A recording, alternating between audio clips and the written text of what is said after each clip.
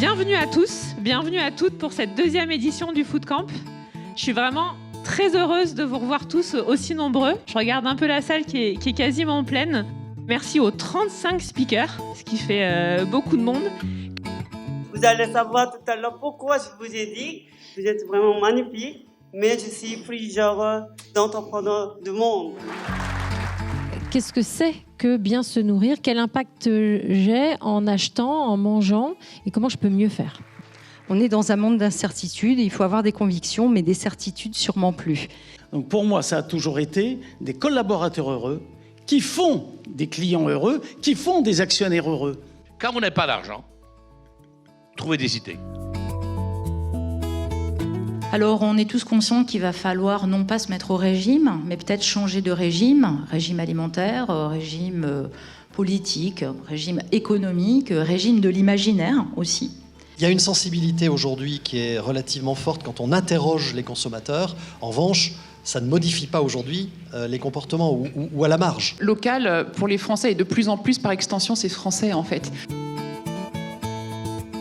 Quand on dit écosystème, il faut penser à la globalité. Il est très important de porter attention au sol, parce qu'on n'en parle pas beaucoup, l'eau, qui est vitale pour nous, le climat, les aléas, et tout cet écosystème a un impact significatif sur ce qu'on va finalement ingérer. Une marque engagée doit payer correctement le lait et proposer un produit de qualité, mais sain pour son corps et sain pour la planète. C'est pas dissocié. Il faut qu'on réussisse à fabriquer des marques régénératives et qui aient une capacité à stocker du CO2 plutôt que d'en injecter. Donc ça, je pense que c'est la vision. On a tous envie de changer le monde en consommant mieux, parce qu'on est des citoyens avant d'être des consommateurs.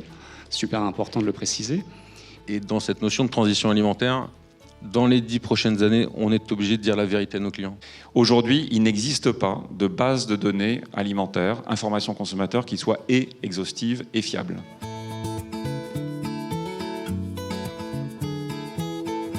Quand on disait le bio ce matin est un truc important, il est important s'il est bio et local. Si c'est du bio qui vient de l'autre bout du monde, ça n'a aucun intérêt. Et on est également convaincus de ça. D'une manière générale, sur une ferme bio, vous avez 30% de biodiversité en plus, alors même qu'il n'y a pas cette contrainte sur le cahier des charges.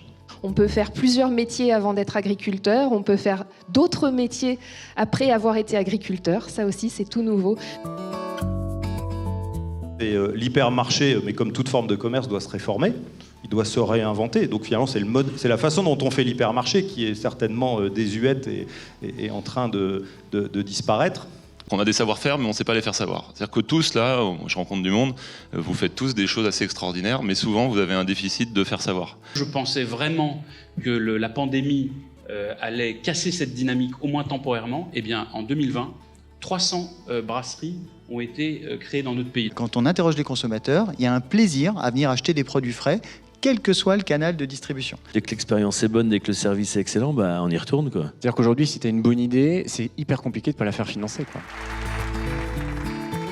Je voulais remercier encore une fois tous les speakers qui nous ont parlé tous avec leur tripes, avec leurs convictions, de leur histoire d'entrepreneur, de leur vision, et ça, c'est vrai que ça fait du bien.